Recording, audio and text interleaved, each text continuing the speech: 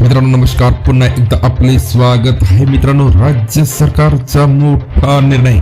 शनिवार रविवारच कशाला, आता सलग 3 दिवस सुट्टी मिळणार अशी मोठी बातमी नोकरदारांसाठी येत आहे. जाणून घ्या सविस्तर ही बातमी व्हिडिओच्या माध्यमातून. त्याकरता हा व्हिडिओ शेवटपर्यंत पहा. चॅनलला आपण अजूनपर्यंत सबस्क्राईब केलं नसेल तर सबस्क्राईब करा, व्हिडिओला लाईक करा आणि ही मोठी बातमी आपल्या सर्व मित्र व परिवाराला सुद्धा शेअर करायला विसरू नका.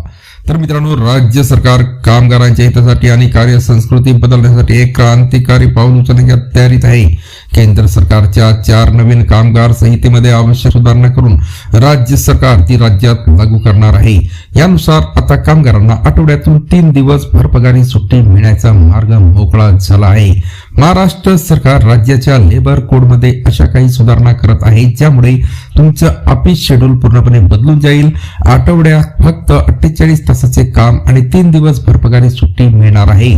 म्हणजेच नोकरदारांना मोठा विकेंड मिळणार आहे. केंद्र सरकारच्या नियमांना राज्य सरकारने आपल्या पद्धतीनं नवं रूप दिलं आहे. या बदलाचा तुमच्या पगारावर आणि कामाच्या तासावर नक्की काय परिणाम होणार ते आपण जाणून घेऊया.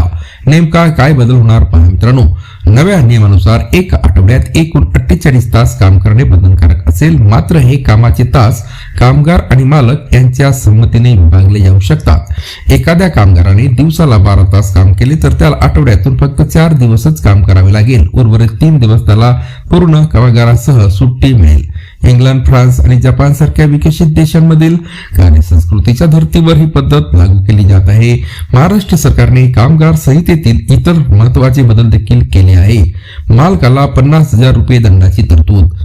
मित्रांनो, मालकाने कामगाराचे ठरवलेले वेतन वेळेवर दिले नाही तर मालकाला 50,000 रुपये दंडाची तरतूद या नवीन संहितेत करण्यात आली आहे. त्यामुळे कामगारांच्या आर्थिक हिताचे रक्षण होईल.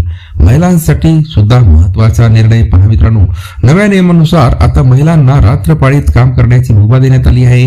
मात्र अशा ठिकाणी महिलांच्या सुरक्षिततेची जबाबदारी मालकावर असेल. तसेच ज्या ठिकाणी महिला काम करतात तिथे मालकाला पाळणाघराची व्यवस्था करणे बंधनकारक असणार आहे. सणासुदीच्या काळात विशेषतः खाद्यपदार्थ तयार करणाऱ्या कारखान्यामध्ये कामगारांना जास्त वेळ काम करावे लागते. अशा वेळी कामगारांना दुप्पट बोनस देणे आता मालकावर बंधनकारक असेल. पुन्हा भेटूया नवीन अपडेट घेऊन पुढच्या व्हिडिओमध्ये. धन्यवाद.